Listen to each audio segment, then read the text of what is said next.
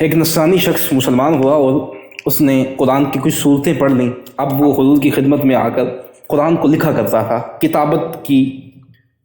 قرآن پاک کی کتابت کا کام انجام دینے لگا.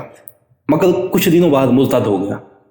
یہ لکھا ہوا غالب آ جائے، اللہ محفوظ فرمائے، اللہ ایمان کے ساتھ سلامتی کے ساتھ، ایمان کی سلامتی کے ساتھ خاتمہ نصیب فرمائے. مرتد ہو گیا، یعنی پھر سے نصرانی ہو گیا، دین اسلام سے پھر گیا. اب لوگوں سے کہا کرتا تھا کہ میں کیونکہ لکھنے والا تھا، کتابت کرنے والا تھا، تو محمد کو کیا پتا صلی اللہ علیہ وسلم، میں جو لکھ کے آتا تھا وہی صحیح تھا، یعنی میں اپنی طرف سے لکھتا رہا ہوں، محمد کو تو کچھ پتہ ہی نہیں، میں نے جو لکھا ہے وہی دین ہے اور انہیں تو معلوم ہی نہیں کہ کیا دین ہے.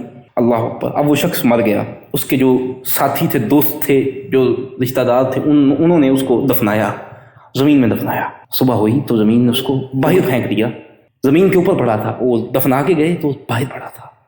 انہوں نے کہا لگتا ہے یہ محمد اور اس کے ساتھیوں کا کام ہے صلی اللہ علیہ وسلم. انہوں نے صبح ایک بڑا گڈھا کھودا، جتنا کھود سکتے تھے، اس میں دفن کیا، اوپر سے مٹی ڈال دی.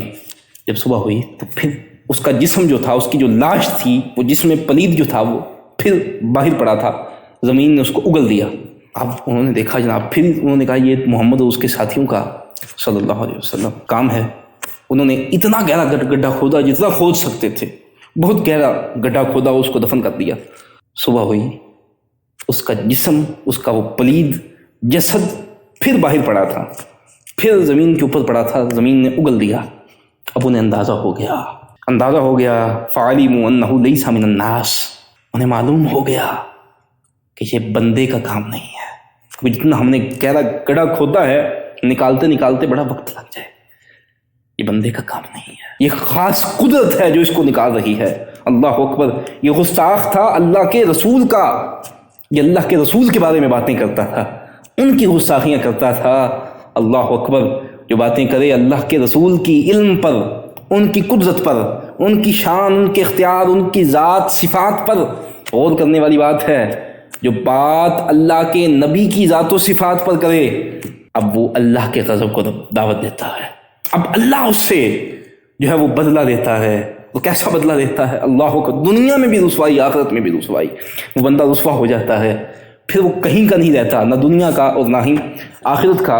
ابو سعید خدری رضی اللہ تعالیٰ عنہ آپ فرماتے ہیں بارگاہ رسول میں کچھ مال غنیمت آیا. ایک منافق شخص کھڑا ہوا، محمد انصاف کرو، انصاف سے کام لو، یہ جو تم تقسیم کر رہے ہو مال غنیمت، انصاف کے ساتھ لوگوں کو دو. حضور فرمایا اگر میں انصاف نہیں کرتا تو کون انصاف کرے گا؟ رب نے مجھے بھیجا ہے انصاف کے لیے. اگر میں عادل نہیں تو کون ہے عادل؟ اللہ اکبر. رسول اللہ نے فرمایا تیرے لیے خرابی ہو. جب حضرت عمر فاروق نے یہ سنا تو آپ جلال میں آئے، عرض کیا محبوبہ حکم ہو تو ادھر ہی اس کی گردن اڑا دوں، ادھر اسے عبرت بنا دوں دوسروں کے لیے. اذن لی فیہ فضرب عنقہ، میں ادھر ہی اس کی گردن اڑا دوں. رسول اللہ نے فرمایا رہنے دو عمر، اس جیسے اور بھی بہت موجود ہیں. اللہ اکبر. آگے نشانیاں ارشاد فرمایا وہ ایسے ہیں تم ان کی نمازوں کو اپنی نمازوں کے ساتھ اگر ان کا مقابلہ کرو، تقابل کرو، تمہیں ایسے لگے گا تمہاری نمازیں ان کی نمازوں سے کم ہیں. تم اپنے روزوں کو ان کے روزوں کے ساتھ مقابلہ کرو، تمہیں لگے گا تمہارے روزے تو کچھ ہیں ہی نہیں، تمہیں حقیر لگیں گے. وہ لوگ قرآن پڑھیں گے لیکن قرآن ان کے حلق سے نیچے نہیں جائے گا. اللہ اکبر. غور کرتے جائیں.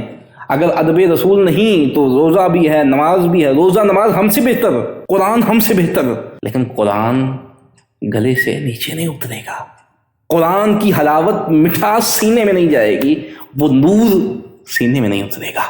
اور اس کا پتہ کہاں سے چلے گا؟ اس کا پتہ چلے گا جب وہ کلام کرے گا نبی کے بارے میں تو کیسے کرتا ہے. جب وہ حدیث پڑھے گا تو دیکھیں کیا کر رہا ہے. وہ حدیث اس لیے تو نہیں پڑھ رہا کہ میں کوئی ایسی حدیث ڈھونڈوں، کوئی ایسی آیت ڈھونڈوں کہ جس سے نبی کی شان میں کوئی کمی کر دوں، میں کہوں کہ نبی یہ نہیں کر سکے، نبی وہ نہیں کر سکے، نبی کے پاس یہ کمال نہیں تھا. یہ پہچان ہے. آپ کو معلوم ہوگا کہ نمازیں، روزے چھوڑو، روزہ اچھا، نماز اچھی، زکوٰۃ اچھی ہے، حج اچھا، مگر میں باوجود اس کے مسلمان ہو نہیں سکتا. جب تک کٹ مروں میں کھا جائے بطحا کی عزت پر، خدا شاہد ہے کامل میرا ایمان ہو نہیں سکتا. اللہ اکبر. اور فرمایا یہ لوگ دین سے ایسے نکل جائیں گے جیسے تیر کمان سے نکل جاتا ہے، یعنی ان کا دین سے تعلق کوئی نہیں. لیکن معیار کیا ہے؟ معیار ہے آقا علیہ الصلوۃ والسلام کی ذات کا ادب.